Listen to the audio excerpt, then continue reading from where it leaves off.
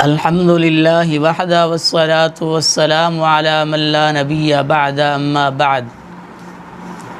محترم سامعین، اللہ کے رسول صلی اللہ علیہ وسلم کی یہ عادت مبارک تھی، جب آپ کے پاس کوئی مریض لایا جاتا یا آپ کسی مریض کے ہاں بیمار پرسی کے لیے، اس کی عیادت کے لیے تشریف لے جاتے تو آپ اس کو دم کیا کرتے تھے اور اس کو ایک دعا کیا کرتے تھے، اور وہ دعا یہ تھی: اذہب البأس رب الناس واشف انت شافی لا شفاء الا شفاؤک شفاء لا یغادر سقما۔ اذہب البأس رب الناس واشف انت شافی لا شفاء الا شفاؤک شفاء لا یغادر سقما۔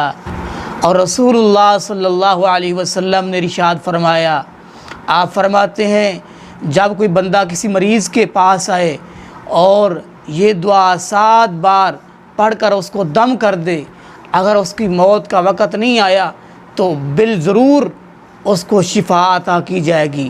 وہ دعا یہ ہے: اسأل اللہ العظیم رب العرش العظیم ان یشفیک۔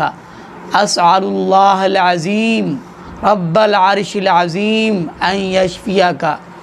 اسأل اللہ العظیم، میں سوال کرتا ہوں اللہ عظیم سے، رب العرش العظیم، جو عرش عظیم کا بھی رب ہے، ان یشفیک، کہ وہ تجھے شفا عطا فرمائے۔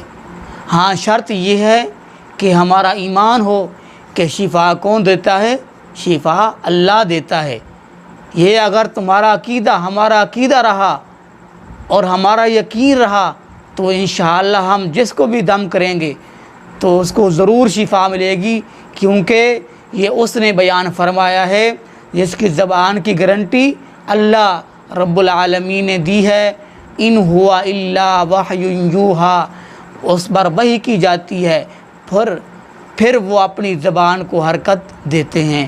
اللہ سے دعا ہے اللہ عمل کرنے کی توفیق نصیب فرمائے، آمین۔ آخر دعوانا الحمد للہ رب العالمین۔